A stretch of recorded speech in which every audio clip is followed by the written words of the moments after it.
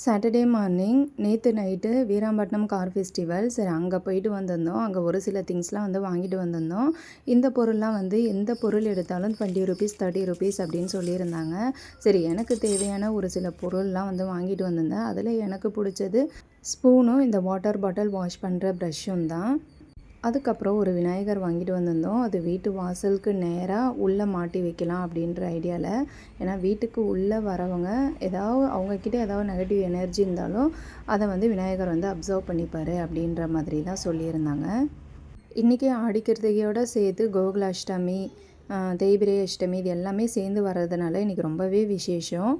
இன்றைக்கி ஒரு குட்டி பூனையே வந்து என்ட்ரி ஆகியிருக்காங்க. எங்கேருந்து வந்துச்சுன்னெலாம் தெரியல. ஆனால் ரொம்ப கத்திக்கிட்டு இருந்தது. சரி, பசி போல் அப்படின்ட்டு பால் காய்ச்சி கொஞ்சம் வச்சேன். அது குடிச்சிட்டு இருந்துச்சு.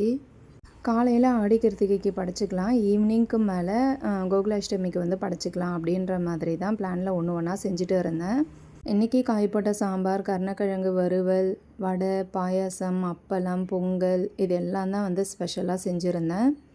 எல்லா வேலையும் முடித்து வச்சுட்டு ஃபைனலாக படைக்கிற டைமில் போய் சரி இலை அறுத்துட்டு வந்துடலாம் அப்படின்ட்டு இலையும் அறுத்துட்டு வந்துட்டேன். அதே மாதிரி முருகருக்கு ரொம்பவே ஸ்பெஷலான இந்த மாவிளக்கு அதையும் போட்டு சூப்பராக சாமி கும்பிட்டுட்டோம்.